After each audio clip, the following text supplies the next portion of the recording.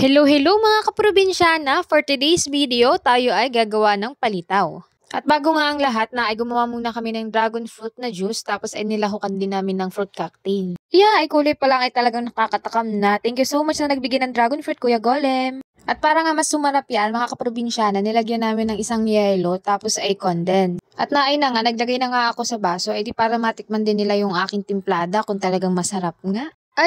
Mga kaprobinsyana, ay talagang ayos nga. Ay kulay pa lamang ay nakakatakam na ay talaga namang mapapasarap ka din At iyang ang dragon fruit mga kaprobinsyana ay madami ding benefits para sa ating katawan at kalusugan. At maya-maya nga lang mga kaprobinsyana na ay minakita nga akong paro-paro doon. Ay maya-maya ay pinalipat ko din sa aking kamay. Lumipat nga, hindi man lang lumipad-lipad At sabi pa nga nila ay baka yan ay kamag-anakan nga namin ng mga namayapa na. Ay talagang sabi-sabi nga naman nila. Di kami naman ay niloloko at tanungin daw kung ano ang tatama sa wete. Ay kala mo naman ba yung paro-paro ay naimbit?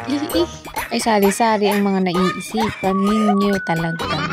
At ini-focus ko na doon sa paru-paro, aling camera ko. At talaga namang, ay hindi nagalaw.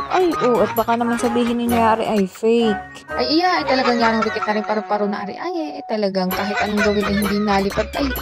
Kung baka kaya ay napagod lang sa kanyang kakalipad. At medyo nga maya-maya ay hinipo ko nga yung kanyang paa. Di maya-maya, lumipad na nga siya at dun pa dumapo.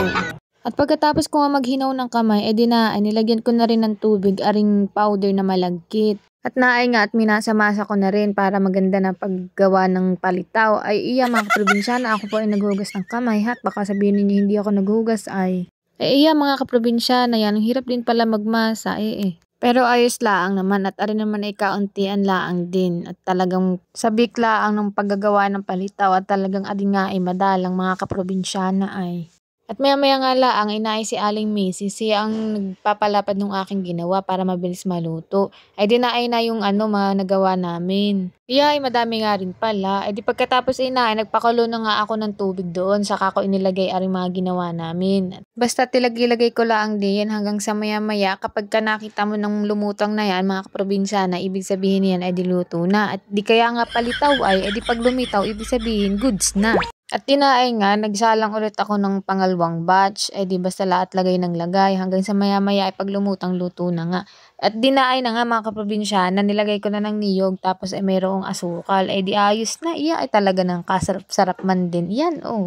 Thank you for watching mga kaprobinsyana. Don't forget to like and share. And also syempre, support my YouTube channel, Kaprobinsyana. Thank you so much. God bless!